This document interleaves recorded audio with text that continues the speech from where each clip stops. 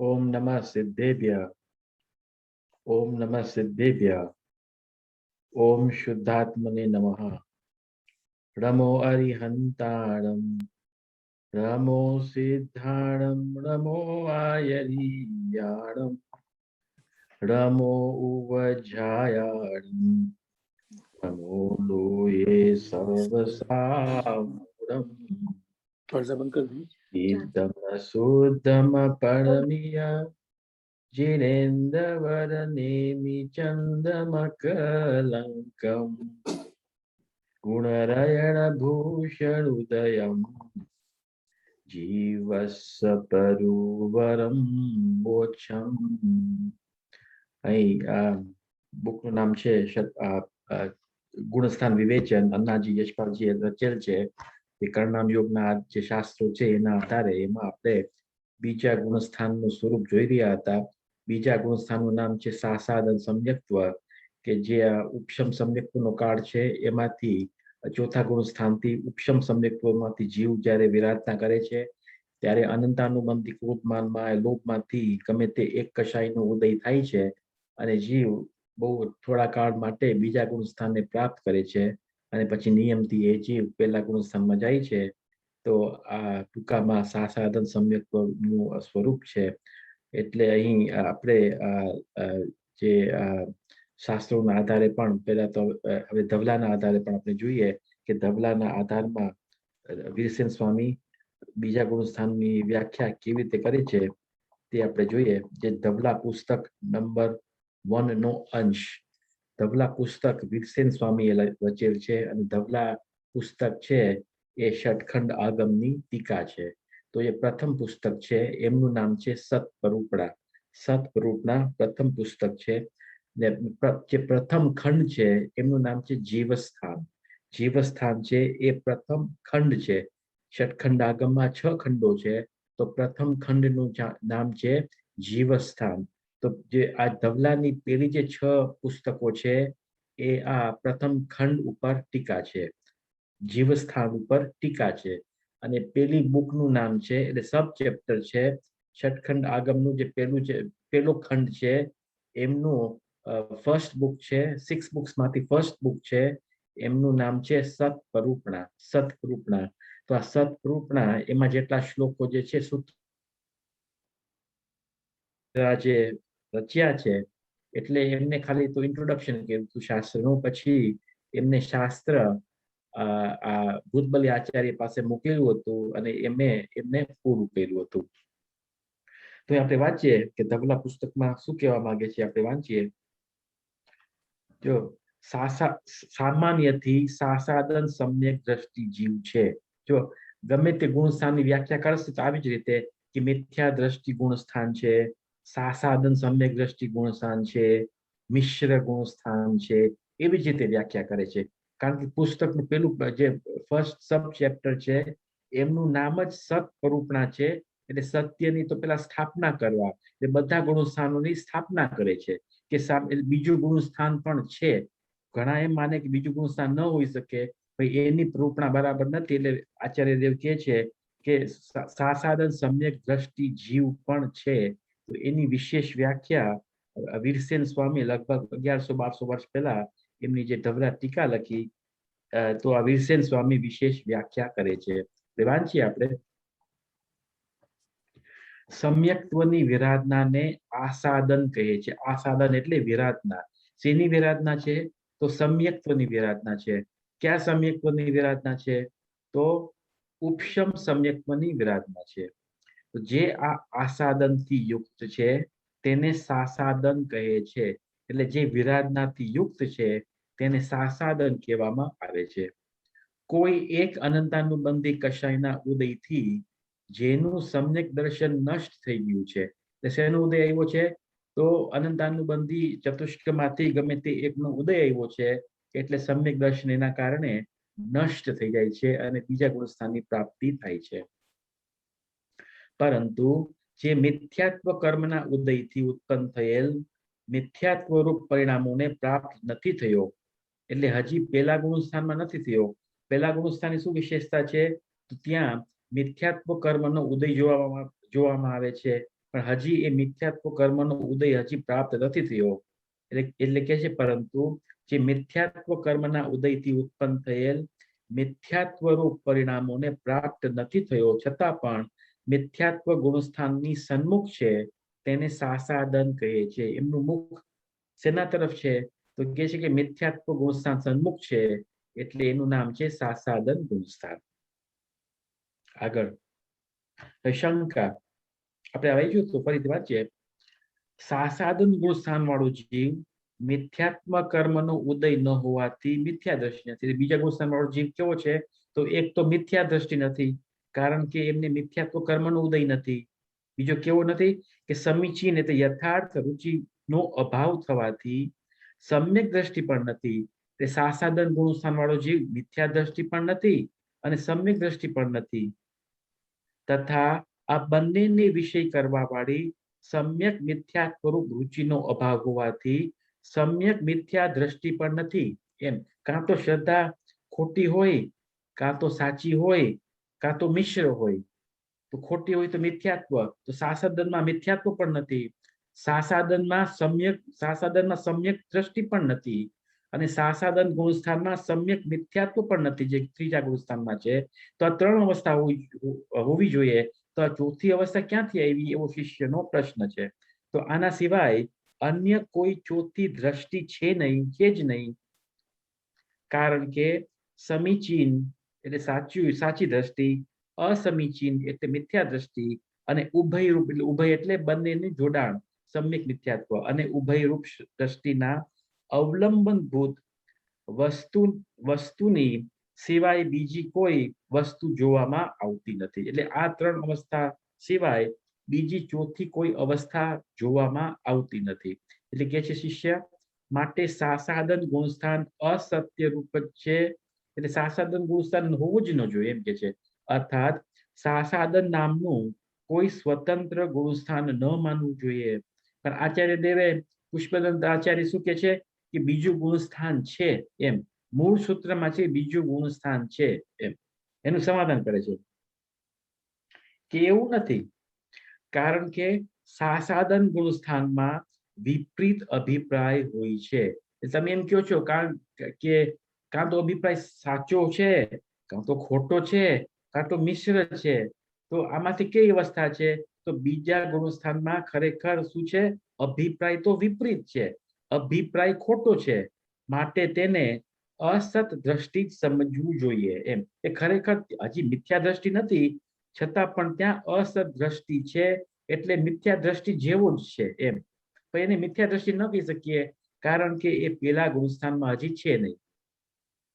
આ વાત સમજમાં આવે છે? હા. આગળ તો શંકા બીજું, જો એવું છે તો તેને મિથ્યા દ્રષ્ટિ જ કેવું જોઈએ, સાસાદન સંજ્ઞા આપવી ઉચિત નથી. કારણ કે તમે જ કહો છો કે એમની અસત દ્રષ્ટિ છે. અસત દ્રષ્ટિ એટલે ખોટી દ્રષ્ટિ એટલે મિથ્યા દ્રષ્ટિ.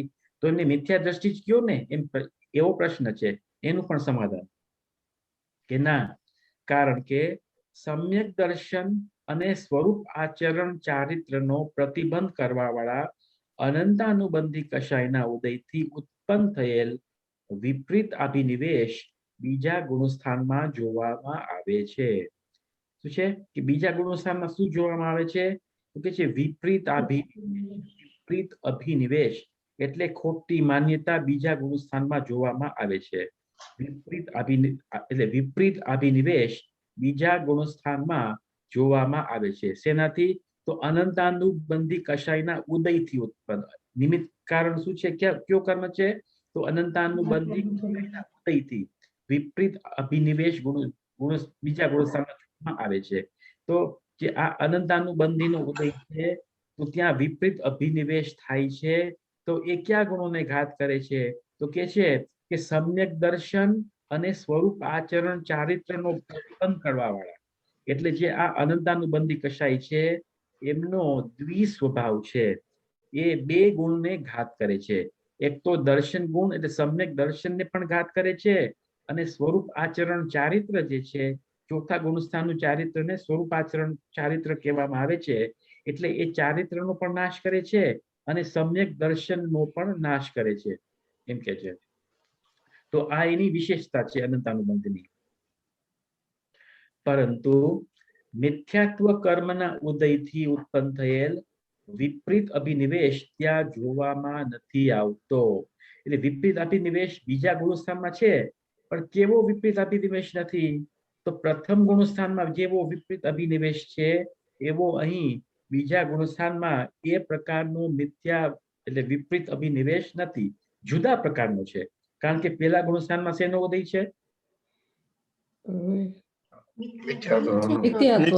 કર્મનો. ને બીજા ગુણસ્થાનમાં શેનો ઉદય છે? અનંતાનુબંધી એક કશાય. હા, કારણ કે પેલા ગુણસ્થાનનો ખરેખર તો મિથ્યાત્વનો પણ ઉદય છે અને અનંતાનુબંધીનો પણ ઉદય છે, બંનેનો ઉદય છે. અને બીજા ગુણસ્થાનમાં માત્ર અનંતાનુબંધીનો ઉદય છે. એટલે ભલે એમને આપણે અતત્વ સિદ્ધાંતે વિપરીત અભિનિવેશ કહીએ, પણ એમના પરિણામ જુદા પ્રકારના છે. એ વિપરીતતામાં પણ ભેદ પાડ્યો પેલા ગુણસ્થાન અને બીજો ગુણસ્થાન એમ કે છે. એટલે કે છે કે માટે તેને મિથ્યા દ્રષ્ટિ નથી કહેતા. મિથ્યા દ્રષ્ટિ ક્યારે કહેવાય? જ્યારે મિથ્યાત્વ કર્મનો ઉદય હોય ત્યારે એમને મિથ્યા દ્રષ્ટિ કહેવાય. પરંતુ સાસાદન સમ્યક દ્રષ્ટિ કહે છે. એટલે અહીં બીજા ગુણસ્થાનને સાસાદન સમ્યક દ્રષ્ટિ કહે છે. આગળ જે ધવલામાં મૂળ જે પાઠ છે ને એનો જ વર્ડ ટુ વર્ડ અહીંયા છે. એટલે જે આપણે અહીંયા વાંચીએ છીએ એ માનો કે આપણે ધવલા પુસ્તક વીરસેન સ્વામી જે રચ્યું છે એ શબ્દ વાંચીએ છીએ. આગળ પૂર્વના કથન અનુસાર જ્યારે તે મિથ્યા દ્રષ્ટિ જ છે તો પછી તેને મિથ્યા દ્રષ્ટિ સંજ્ઞા કેમ આપવામાં નથી આવતી?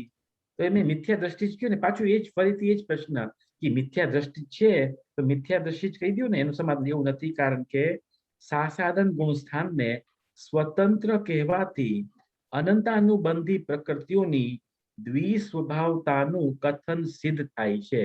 અનંતાનુબંધી કેવી છે? તો દ્વિસ્વભાવ છે. ચારિત્રને નાશ તો કરે છે, ચારિત્રમાં વિપરીતતા લાવે છે અને સાથે સાથે એ દર્શનમાં પણ વિપરીતતા લાવે છે. એટલે એમનું દ્વિસ્વભાવપણું છે, બંનેનો નાશ કરે છે. દર્શન ગુણનો પણ ઘાત કરે છે અને ચારિત્ર ગુણને પણ ઘાત કરે છે. એનો જ વિશેષ ખુલાસો વિશેષાર્થમાં છે, વાંચીએ.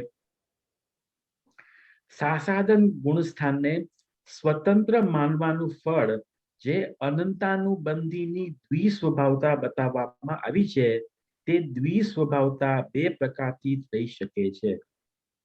એક તો અનંતાનુબંધી કશાય સમ્યક્ત્વ અને ચારિત્ર આ બંનેની પ્રતિબંધક માનવામાં આવે છે અને એ જ તેની દ્વિસ્વભાવતા છે. દ્વિસ્વભાવતા શું છે? એટલે એ શેનો ઘાત કરે છે? તો સમ્યક્ત્વનો પણ ઘાત કરે છે અને સમ્યક સ્વરૂપાચરણ ચારિત્રનો પણ ઘાત કરે છે.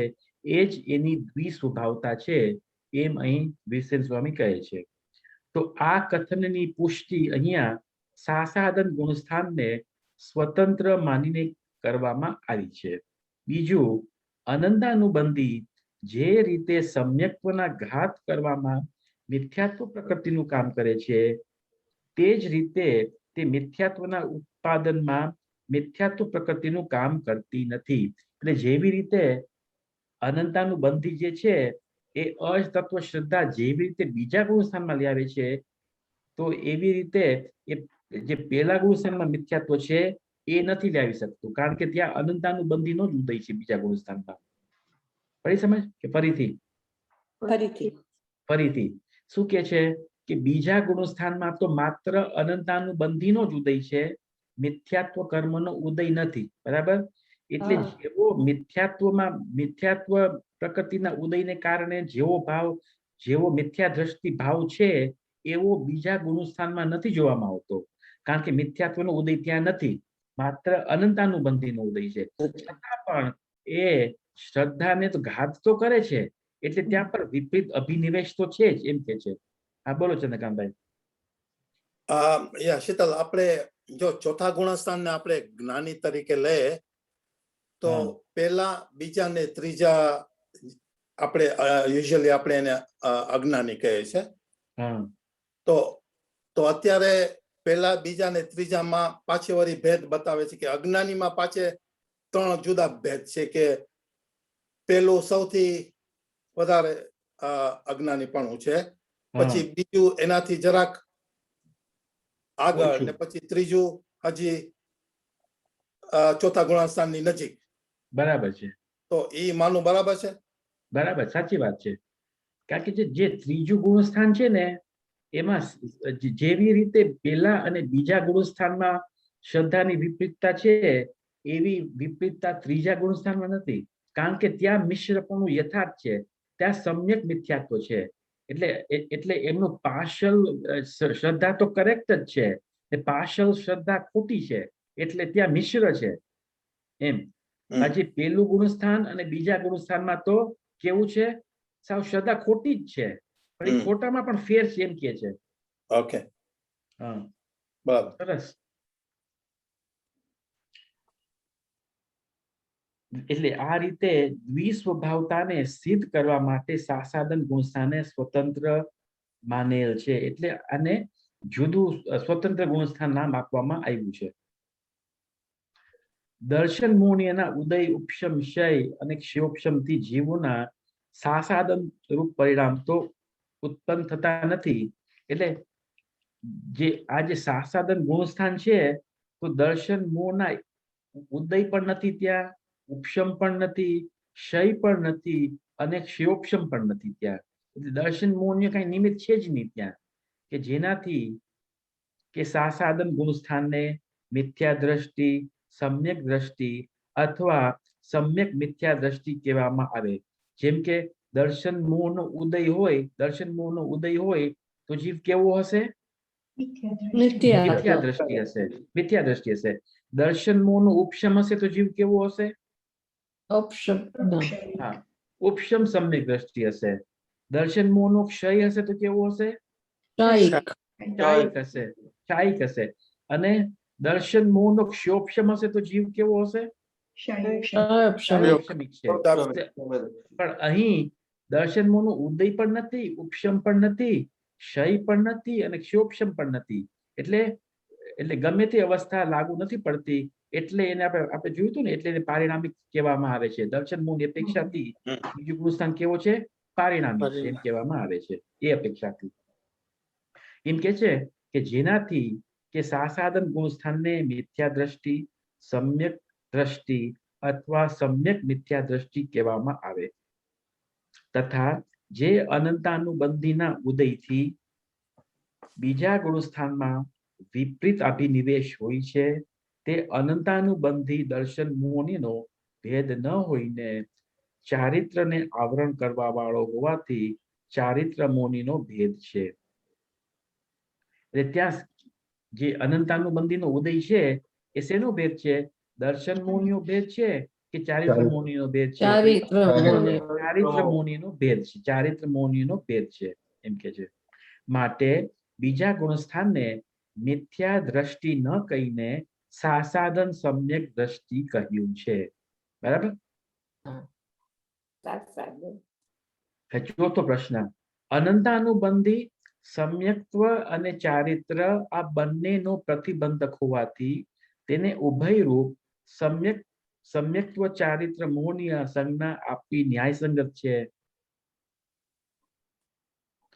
શું કે છે? અનંતાનુબંધી સમ્યક્ત્વ અને ચારિત્ર આ બંનેનો પ્રતિબંધક હોવાથી, બંનેનો નાશ કરવાથી હોવાથી તેને ઉભયરૂપ સમ્યક્ત્વ ચારિત્ર મૂળની સંજ્ઞા આપવી ન્યાયસંગત છે. કારણ કે એ સમ્યક્ત્વનો પણ નાશ કરે છે અને ચારિત્રનો પણ નાશ કરે છે. એટલે એમને સમ્યક્ત્વ ચારિત્ર મૂળની સંજ્ઞા આપો ને, એનું સમાધાન જો વાંચી સમાધાન ત્યારે પ્રશ્ન ખુલ્લો થશે. તો આ આરોપ બરાબર નથી, કારણ કે આ તો આપણને ઈષ્ટ જ છે, કે વાત તો એમ જ છે કે અનંતાનુબંધી શેનો નાશ કરે છે? સમ્યક્ત્વનો અને ચારિત્રનો બંનેનો નાશ કરે છે. અર્થાત અનંતાનુબંધીને સમ્યક્ત્વ અને ચારિત્ર આ બંનેના પ્રતિબંધક માનેલો જ છે, કે અમે તો એમ જ માનીએ છીએ. તું જેમ પ્રશ્ન કરસ, અમે તો એમ જ માનીએ છીએ કે ચારિત્ર, સમ્યક્ત્વ અને ચારિત્ર બંનેનો નાશ કરે છે. છતાં પણ પરમાગમમાં મુખ્ય નયની અપેક્ષાએ આ પ્રકારનો ઉપદેશ નથી આપવામાં આવ્યો. શું કે છે કે જે પરમાગમો છે, શાસ્ત્રો છે એમાં તો મૂળ મુખ્ય નૈમિત એટલે મુખ્ય કથન કેવી રીતે આવશે? તો જે અનંતાનુબંધી છે, અનંતાનુબંધી ક્રોધમાનમાં એનો ઉદય હોય તો એ ચારિત્રનો જ નાશ કરે છે. મૂળ તો એમ જ આવશે કથન. પણ અહીં એમ બતાવવામાં આવે છે કે એ સમ્યક્તોનો પણ ઘાત કરે છે. એ કથન ગૌણ છે, કારણ કે અનંતાનુબંધી શેનો ભેદ છે? તો ચારિત્રનો ભેદ છે, ખરેખર દર્શન મોહનીનો ભેદ નથી. એ પ્રકારથી, એ અપેક્ષાથી જરાક અટપટું છે, પણ સમજાય એવું છે. પડી સમજ? હા, આગળ. સાસાદન ગુણસ્થાન વિવક્ષિત કર્મના અર્થાત દર્શન મોહનીયના ઉદય, સંશય અને ક્ષોભશમ વગર ઉત્પન્ન થાય છે, માટે એ પારિણામિક છે. આપણે ઘણી વાર જોઈ લીધું કે એટલે એમને પારિણામિક કહેવામાં આવે છે. સાસાદન જે સમ્યક દ્રષ્ટિ, તે સાસાદન સમ્યક દ્રષ્ટિ છે. બીજો પ્રશ્ન, પ્રશ્ન 5. સાસાદન ગુણસ્થાન વિપરીત અભિપ્રાયથી દૂષિત છે, માટે તેને સમ્યક દ્રષ્ટિપણું કઈ રીતે હોઈ શકે? તમે એનું પૂરું નામ તો એમ છે કે સાસાદન સમ્યક દ્રષ્ટિ. તો તમે એક બાજુ તો એમ કહો છો કે સાસાદન સમ્યક દ્રષ્ટિ છે, પછી બીજું બાજુ એમ કહો છો ત્યાં વિપરીત અભિનિવેશ છે. તો કયું કથન સાચું છે? એ સમ્યક દ્રષ્ટિ છે કે મિથ્યા દ્રષ્ટિ છે? કયું કથન સાચું છે? તમે સમ્યક તો કેમ કહો છો? એનું સમાધાન કે છે ના, કારણ કે પ્રથમ તો સમ્યક દ્રષ્ટિ હતો. કયો સમ્યક દ્રષ્ટિ હતો? હા, ઉપશમ સમ્યક દ્રષ્ટિ હતો. માટે ભૂતપૂર્વ ન્યાયની અપેક્ષાએ તેને સમ્યક દ્રષ્ટિ સંજ્ઞા થઈ જાય છે. ભૂતપૂર્વ ન્યાય એટલે થોડીક વાર પહેલા એ કેવો હતો? સમ્યક દ્રષ્ટિ હતો, એટલે એને સાસાદન સમ્યક દ્રષ્ટિ કહેવામાં આવે છે. આ સમજમાં આવી કે ભૂતપૂર્વ ન્યાય કોને કહેવામાં આવે છે? જેમ કે ભરત ચક્રવર્તીએ દીક્ષા લીધી અને પોતે મુનિરાજ થઈ ગયા.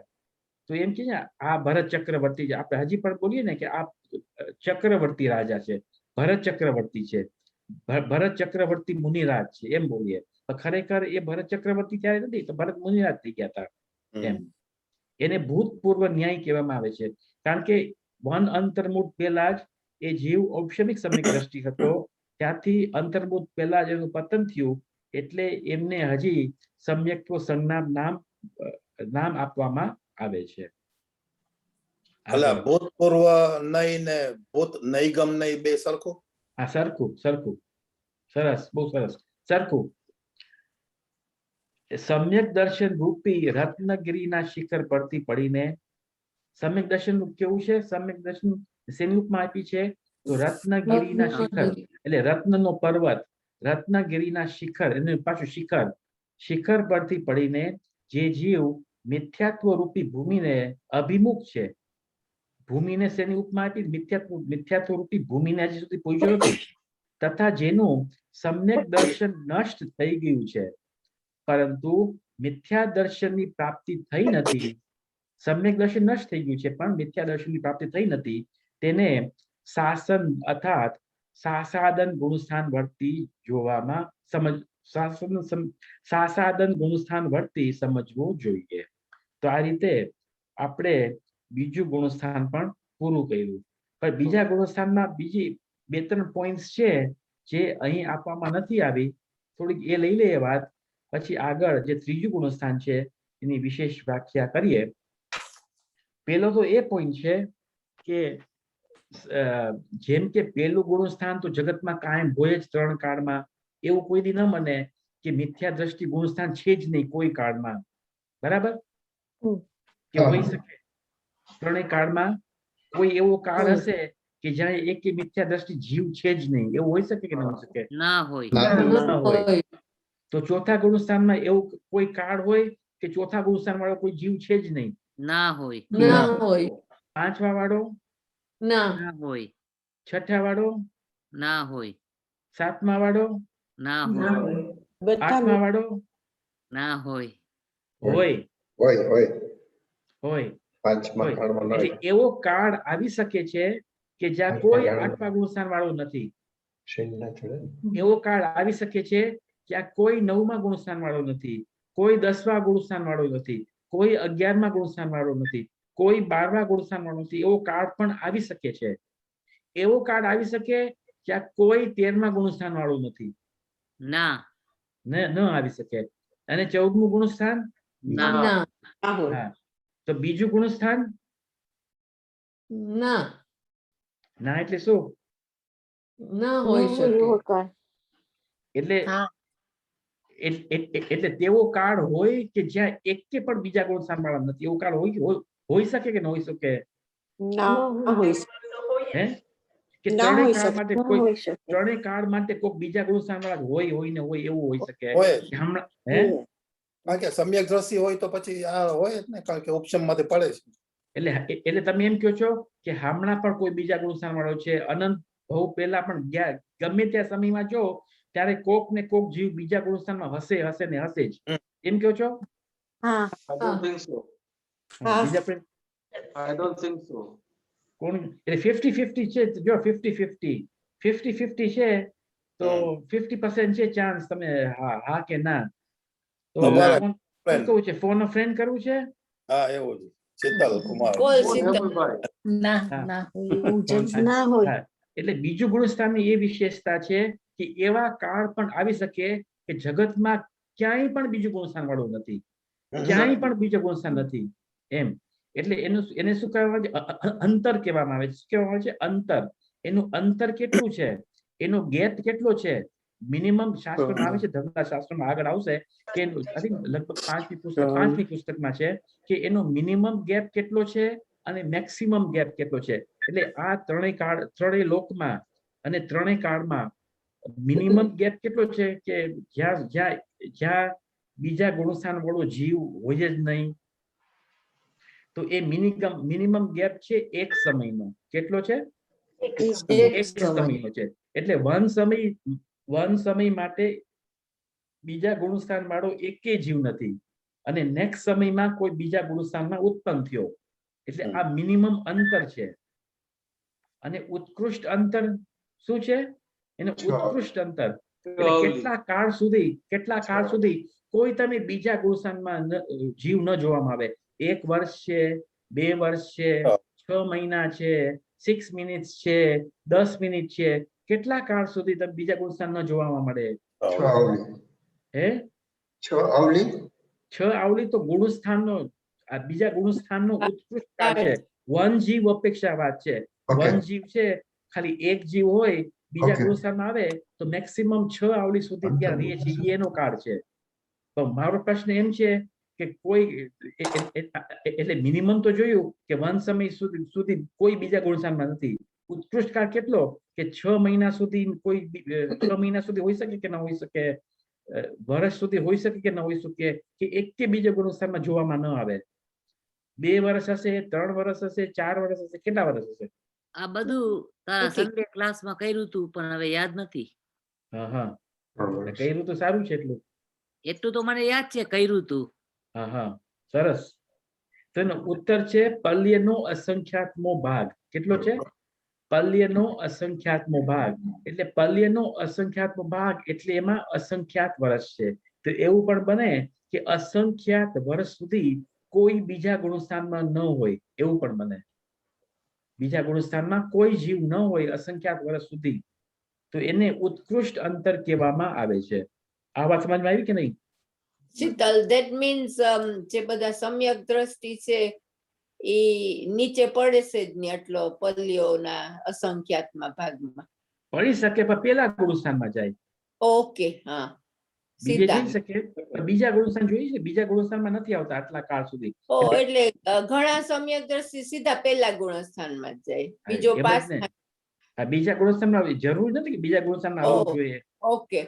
હા, એટલે જે આ કથન છે એ નાના જીવની અપેક્ષાથી કથન છે. અંતર જોયું ને, નાના જીવની અપેક્ષાએ અંતર. કોઈ લખતા હોય તો નોટ લખી લ્યો કે નાના જીવની અપેક્ષાએ અંતર. નાના જીવ એટલે બધા તમે જીવ લઈ લ્યો, એનો મિનિમમ અંતર કેટલો છે? કેટલો જોયો?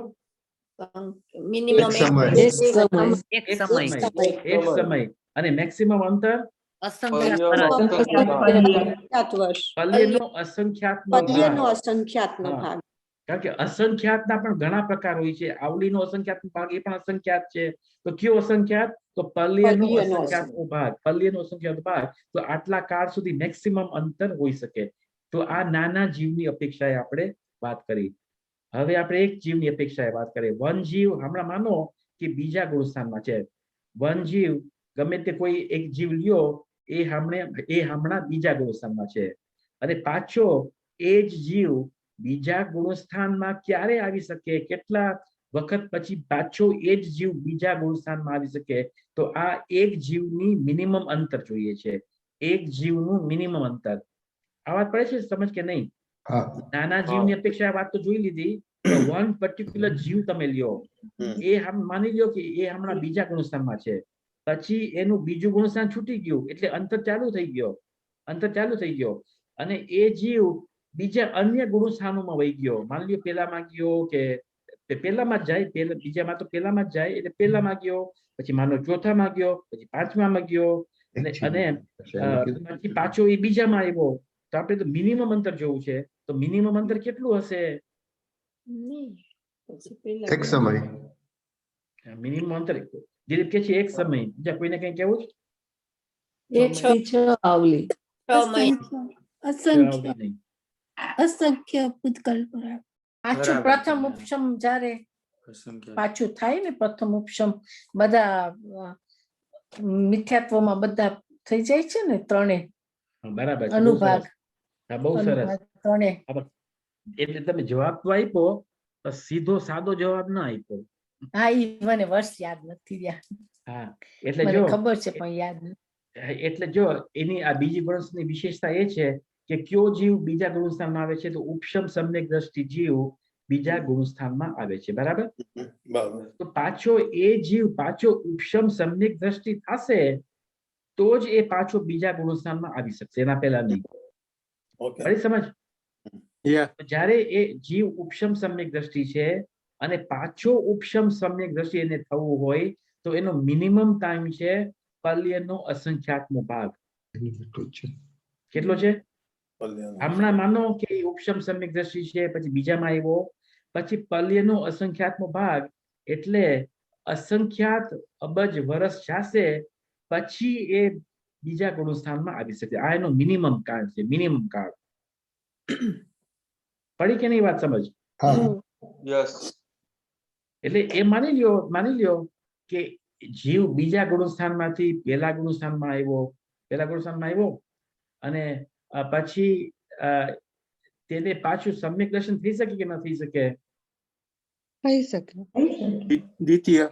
ક્યુ થશે? દ્વિતીય ન થાય. ક્ષયોપશમ થશે. એને અંતર્મુખમાં ક્ષયોપશમ થશે, પણ ઉપશમ ન થઈ શકે. ઉપશમ માટે એમને અસંખ્યાત અબજ વર્ષ રાહ જોવી પડશે. ક્ષયોપશમ થઈ શકે, ક્ષયોપતમ થઈ શકે, પછી શાયિક થઈ શકે, મોક્ષ પણ જઈ શકે. એવું જરૂરી નથી કે બધાને બીજી વાર ઉપશમ સમ્યક દ્રષ્ટિ કરવું પડે, એવું જરૂરી નથી. પણ મિનિમમ કોઈ કરે જીવ તો આટલા અસંખ્યાત વર્ષ જાય છે એમ કે છે. તો આ મિનિમમ અંતર છે. કઈ સમજ? એટલે તમે કોઈ લખતા હોય તો લખો નોટ એમ કે વન જીવની અપેક્ષાએ એક જીવની અપેક્ષાએ મિનિમમ અંતર કેટલું છે? હા, પલ્યનો અસંખ્યાતનો ભાગ. અને મેક્સિમમ અંતર કેટલો છે? કોણ બોલશે? અર્ધ પૂતગલ પરાવર્તન. બહુ સરસ. કિંચિત ન્યૂન અર્ધ પૂતગલ પરાવર્તન. કિંચિત ન્યૂન અર્ધ પૂતગલ પરાવર્તન. આપણે કાંઈ જોયું હતું ને કે એકવાર જીવ સમ્યક દ્રષ્ટિ થઈ જાય અને એ સંસારમાં પરિભ્રમણ કરે તો કેટલા કાળ સુધી પરિભ્રમણ કરે? બોલો. કિંચિત ન્યૂન અર્ધ પૂતગલ પરાવર્તન. અર્ધ પૂતગલ પરાવર્તન સુધી પરિભ્રમણ કરે. એ અર્ધ પૂતગલ પરાવર્તન સુધી પરિભ્રમણ કરે એટલે એ અર્ધ પૂતગલ પરાવર્તનમાં એને બધું કરવાનું છે. સિદ્ધપદ પણ પ્રાપ્તિ કરવાની છે. તો શું થાય છે કે જીવ માની લ્યો બીજા ગુણસ્થાનમાં છે, પછી પહેલા ગુણસ્થાનમાં જાય છે, પછી અર્ધ પૂતગલ પરાવર્તન થી થોડોક ઓછો કાળ સુધી એ પહેલા ગુણસ્થાનમાં જ પરિભ્રમણ કરે છે, અને પછી એ પાછો ઉપશમ સમ્યક દ્રષ્ટિ થાય છે અને બીજા ગુણસ્થાનમાં આવે છે અને અર્ધ પરાવર્તન કાળ સુધી એ સિદ્ધ ગતિ પણ પ્રાપ્ત કરી લે છે. તો કિંચિત ન્યૂન અર્ધ પૂતગલ પરાવર્તન. તો એક જીવની અપેક્ષાએ ઉત્કૃષ્ટ કાળ કેટલો છે? કિંચિત ન્યૂન અર્ધ પૂતગલ પરાવર્તન. શીતલ આ કિંચિત બોલો. ન્યૂન છે ને શીતલ, હા. બહુ લાંબો કાળ છે નહીં? નહીં, બહુ નાનો કાળ છે, થોડાક અંતર્મુક્ત જ છે. કેવી રીતે કે વન અંતર્મુક્તમાં એ ઉપશમમાંથી બીજામાં આવશે, પછી બીજામાંથી પહેલામાં જશે, તો વન બીજો અંતર્મુક્ત થયો, પછી પહેલામાંથી પછી પાછો એક ક્ષયોપશમિક થશે, ક્ષયોપશમથી શાયિક થશે, પછી હજારો વાર છઠ્ઠે સાતમામાં ઝૂલશે, પછી શપક શ્રેણી માંડીને સિદ્ધ થઈ જશે. એટલે કર્ણાનુયોગના શાસ્ત્રોમાં ગણાયું છે કે કેટલા અંતર્મુક્ત થાય છે. ઓહો, એવી રીતે કથન છે. ઓકે. શીતલ હા બોલો. આપણે બીજા ગુણસ્થાનમાં જવા વાસ્તે ઉપશમ સમ્યક દ્રષ્ટિ જાય છે, બરાબર ને? હા, તો ક્ષયોપશમિક સમ્યક દ્રષ્ટિ ઉપશમિક સમ્યક દ્રષ્ટિમાં કેવી રીતના જાય છે? શાયિક સમ્યક દ્રષ્ટિને બીજા ગુણસ્થાનમાં સોરી, ક્ષયોપશમિક સમ્યક દ્રષ્ટિ ઉપશમ સમ્યક દ્રષ્ટિમાં કેવી રીતના જાય છે? ક્ષયોપશમિક સમ્યક દ્રષ્ટિ માની લ્યો કે એ મિથ્યા દ્રષ્ટિમાં વહી જાય, પછી મિથ્યા દ્રષ્ટિમાં ઘણા વર્ષ પછી પાછું ઉપશમ સમ્યક દ્રષ્ટિ થઈ ગયો, પછી બીજા ગુણસ્થાનમાં વહી જાય. ઓકે, તો એ મિથ્યા દ્રષ્ટિ આવવું પડે ને. ક્ષયોપશમિક માંથી સીધું ઉપશમ ના થઈ શકે ને? નહીં થઈ શકે, કારણ કે આપણે જોયું હતું ને એનું મિનિમમ કેટલું છે? અસંખ્યાત વર્ષ છે ને મિનિમમ. હમણાં માની લો કોઈ ઉપશમ હતો, પછી એ બીજામાં ગયો, પછી પહેલામાં ગયો, પછી એ ક્ષયોપશમ વાળો થઈ ગયો, પછી પાછો જે તરત જ ઉપશમ ન પ્રાપ્ત કરી લે, કારણ કે મિનિમમ જોયું હતું ને કે અસંખ્યાત વર્ષ છે, પલ્લીનો અસંખ્યાતનો ભાગ. એમ ક્ષયોપશમ માંથી દ્વિતીય ઉપશમ કરી શકે પણ પ્રથમ ઉપશમ ના થાય. ક્ષયોપશમ માંથી દ્વિતીયોપશમ કરી શકે, બરાબર છે. હા, બરાબર છે. બીજું એ વાત હતી કે જો આપણે ચાર ગુણસ્થાન લઈએ, પહેલું ગુણસ્થાન, બીજું ગુણસ્થાન, ત્રીજું ગુણસ્થાન અને ચોથું ગુણસ્થાન, તો આ ચાર ગુણસ્થાનોમાં સૌથી મોટી સંખ્યા કઈ ગુણસ્થાનમાં છે?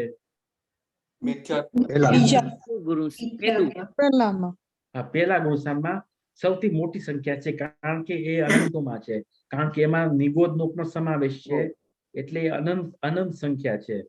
અને સૌથી લીસ્ટ સંખ્યા ક્યાંમાં છે? પહેલામાં છે, બીજામાં છે, ત્રીજામાં છે, બીજામાં સૌથી લીસ્ટ નંબર ઓફ જીવ છે. સૌથી લીસ્ટ નંબર ઓફ જીવ બીજા ગુણસ્થાનમાં છે, કારણ કે એનો કાળ જ બહુ ઓછો છે.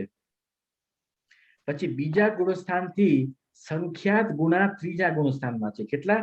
સંખ્યાત ગુણા, અસંખ્યાત નહીં, સંખ્યાત ગુણા. તો ત્રીજા ગુણસ્થાનની સંખ્યા એટલી છે, સાસાદન ગુણસ્થાનથી સંખ્યાત ગુણી સંખ્યા ત્રીજા ગુણસ્થાનથી છે. ફરી સમજ. અને ત્રીજા ગુણસ્થાનથી કેટલી સંખ્યા છે ચોથા ગુણસ્થાન સુધી? તો અસંખ્યાત છે, મલ્ટીપ્લાય બાય અસંખ્યાત. એટલે ત્રીજું ગુણસ્થાનમાં જેટલી સંખ્યા છે મલ્ટીપ્લાય બાય અસંખ્યાત, તો ચોથા ગુણસ્થાનની એટલી સંખ્યા છે. પડી સમજ? બસ એવી રીતે. તો આપણે અહીં આજે બીજું ગુણસ્થાન હતી એની વિશેષ વ્યાખ્યા પૂરી કરી. આ સૂક્ષ્મ હતું, કથન સૂક્ષ્મ હતું. બીજા ગુણસ્થાન જે સમજવું છે એ એટલું કઠિન નથી, પણ સહેલું છે. આપણે એ પણ જોયું હતું ને કે બીજું ગુણસ્થાન કઈ કઈ ગતિઓમાં થઈ શકે? બીજું ગુણસ્થાન કઈ કઈ ગતિઓમાં થઈ શકે?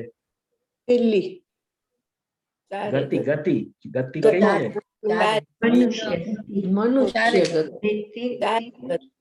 હા, ચારેય ગતિઓમાં થઈ શકે, ચારેય ગતિમાં થઈ શકે. અને વિગ્રહ ગતિમાં પણ હોઈ શકે કે નહીં? મિથ્યાત્વ ગુણસ્થાન સોરી સાસાદન હોઈ શકે. સાસાદન સાથે આપણે જોયું હતું ને, ત્રણ ગતિમાં તો જઈ શકે, પણ નર ગતિમાં એની સાથે ન જઈ શકે. મનુષ્યમાં જઈ શકે, દેવમાં જઈ શકે, તિર્યંશમાં પણ બીજા ગુણસ્થાન સાથે જઈ શકે, પણ નરક ગતિમાં બીજા ગુણસ્થાન સાથે પણ ન જઈ શકે. એવું પણ આપણે જોયું હતું. તો બીજા ગુણસ્થાનનો કોઈને પ્રશ્ન ન હોય તો આપણે આગળ વધીએ. ત્રીજું ગુણસ્થાન છે એ જરાક સમજવું સહેલું છે.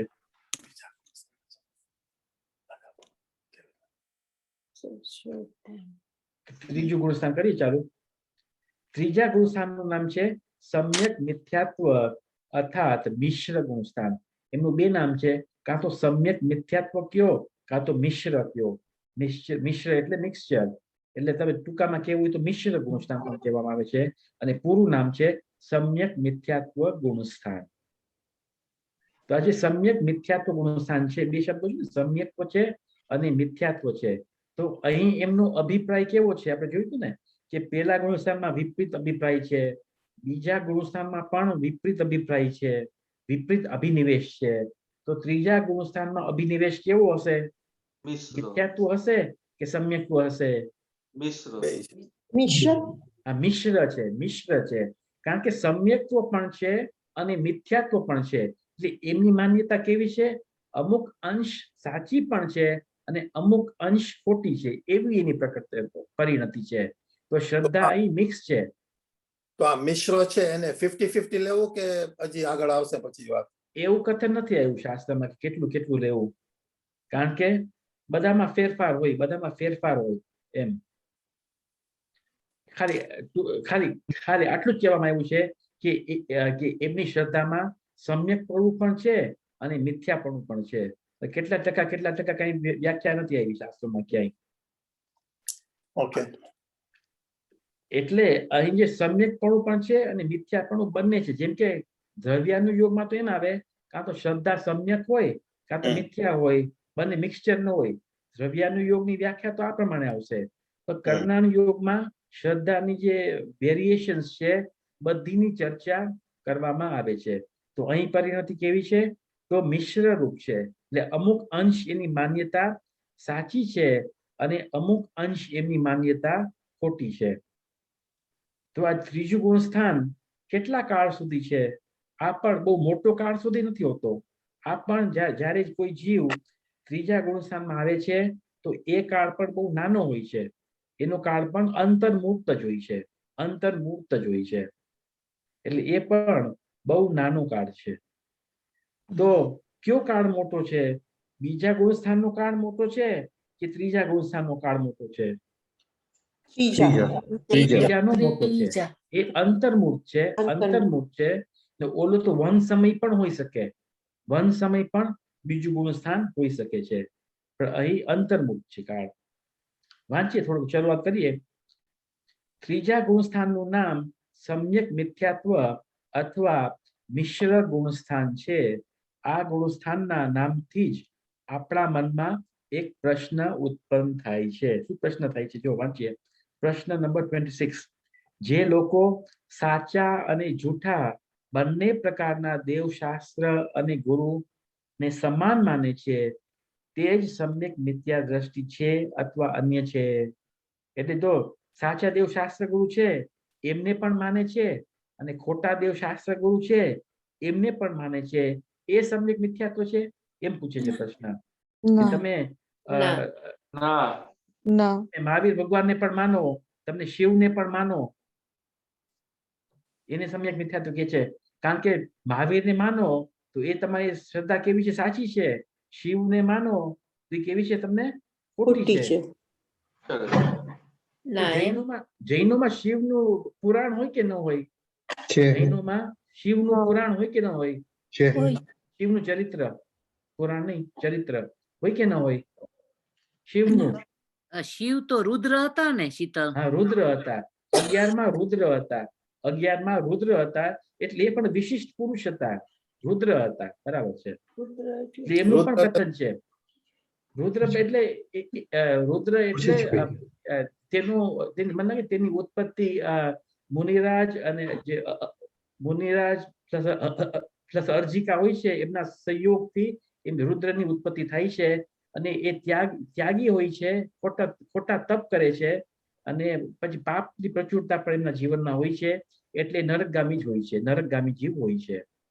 તો શિવ એવા હતા. પણ અત્યારે આ લોકો જે શિવને માને છે, હા, એ જ ને? એ જ રુદ્ર. આપણા રુદ્ર ને? શાસ્ત્રોને હા. રુદ્ર કહેવામાં આવે છે. જૈનના પછી શાસ્ત્રોમાં સુસુ- ભવિષ્યમાં તો મોક્ષે જાય છે. હા એ મોક્ષે જાય છે, હા. બરાબર છે, હા. મોક્ષે જાય છે, બરાબર. જૈનના શાસ્ત્રોમાં શું શું નથી એમ કે બધું વર્ણન છે. આપણે શીતલા અર્જિકા ને મુનિરાજ ની જે વાત કરી એમ પાછે જરાક લેતો પ્લીઝ. હા, એટલે એમનો સંયોગથી આ રુદ્રની ઉત્પત્તિ થાય છે એમ. હા, એટલે એ તો relationship. પછી ઈ Oh, I ભૂલ see. થઈ જાય છે. એ લોકોની દોષ છે ને પછી બે પ્રાયશ્ચિત લઈને પાછા મુનિરાજ ને આજીકા બની જાય છે. ઓકે ઓકે સમજાણું. યસ તો દે હેડ અ રિલેશનશિપ બેઝિકલી. Relationship, હા બરાબર છે. મુનિરાજ વમી જાય. એવું જશે ને. એટલે પ્રશ્ન છે કે સાચા દેવ શાસ્ત્રને માનવું અને ખોટા દેવ શાસ્ત્રને પણ માનવું, એને સમ્યક મિથ્યા દ્રષ્ટિ કહે છે કે શું એમ? ના તો એને શું કહેવામાં આવે કે સાચાને પણ માનવું અને ખોટાને ગ્રહિત પણ મિથ્યા. માનવું? હે? ગ્રહિત મિથ્યા મિથ્યાત્વ જ દ્રષ્ટિ. કહેવાય. ગ્રહિત મિથ્યાત્વ. કહેવાય. એમને મિથ્યાત્વના 5 પ્રકારમાંથી કયું કહેવાય મિથ્યાત્વ? ગ્રહિત. 5 પ્રકારમાંથી હા અચ્છા, 5 સંશયિક. પ્રકાર. વૈનયિક વૈનયિક. વૈનયિક મિથ્યાત્વ. વૈનયિક મિથ્યાત્વ કે સાચા દેવને પણ માનવું, ખોટા દેવને પણ માનવું, એ વૈનયિક મિથ્યાત્વ. પણ એ કહે છે કે એ તો ખરેખર પ્રથમ ગુણસ્થાન છે, ત્રીજું ગુણસ્થાન છે જ નહીં. જે સમ્યક દ્રષ્ટિ પહેલા હતો અને પછી નીચે પડે છે, એને હોય છે ત્રીજું ગુણસ્થાન. એટલે તો એમની પ્રતીતિ થોડોક અંશ તો સાચો જ છે, પણ જે વિનય મિથ્યા દ્રષ્ટિ છે એનો અભિપ્રાય તો ભલે સાચા દેવને પણ નમતો હોય, ખોટા દેવને પણ નમતો હોય, પણ એમનો અભિપ્રાય તો 100% દૂષિત જ છે, એમ અહીં કહેવામાં આવે છે. પણ જે જૈનને જ માનતો હોય, જિનેન્દ્ર દેવને જ માનતો હોય, સાચા દેવ શાસ્ત્રને જ માનતો હોય, એને જ ત્રીજું ગુણસ્થાન આવે છે, એમ અહીં ખુલાસો કરવામાં આવે છે. તો આ ખુલાસો આપણે, કોઈને પ્રશ્ન ન હોય તો શુક્રવારે લેશું. આપણે આ લોકો બરાબર ને, હમણાં તો બીજું બોલ્યો. હે? ત્રીજું ગુણસ્થાન. ત્રીજું ગુણસ્થાન. હા ઓકે. ત્રીજું ગુણસ્થાન. હા એને બોલો. અચ્છા, અત્યારે આપણે આ લોકો જે સદગુરુને શિવને માને છે, તો એ લોકોને આપણે એ લોકોને કયા ઓલામાં કહીએ, કેવી રીતે કહીએ? એટલે જે બંનેને માને છે, એટલે ઘણાને ઘરે હોય ને બધાને ભગવાન હરિયંતી પ્રતિમા પણ હોય, શિવ પણ હોય, ગણેશ પણ હોય, વિષ્ણુ પણ બધા હોય. કોક તો આમાં સાચો હોવો જોઈએ ને. તો આપણે કેવું શું કરવું જોઈએ? શું કરવું જોઈએ? ચાન્સીસ ઇલિમિનેટ કરી નાખવા જોઈએ. તો સેફટી રહે ને, બધા ભગવાન રાખો તમે, તો કોક તો સાચું હોવું જોઈએ ને. એવી રીતે કરે છે, એને વૈનિક મિથ્યાત્વ કહેવામાં આવે છે. હા હા બોલો ચંદ્રકાંતભાઈ.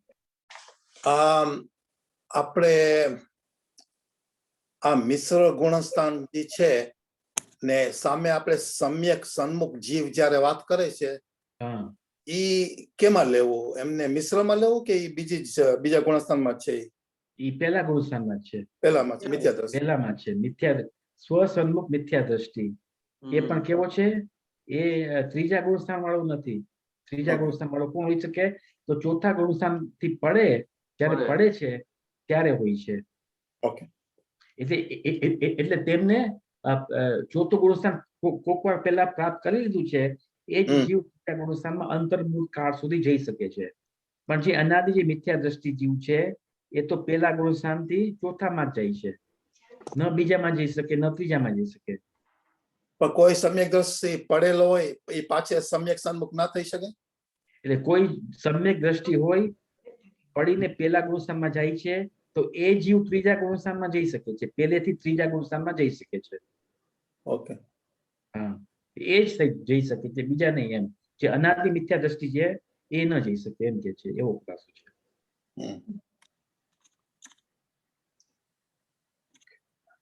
તો આપણે કરીએ હવે પૂર્ણાવતી. ઠીક.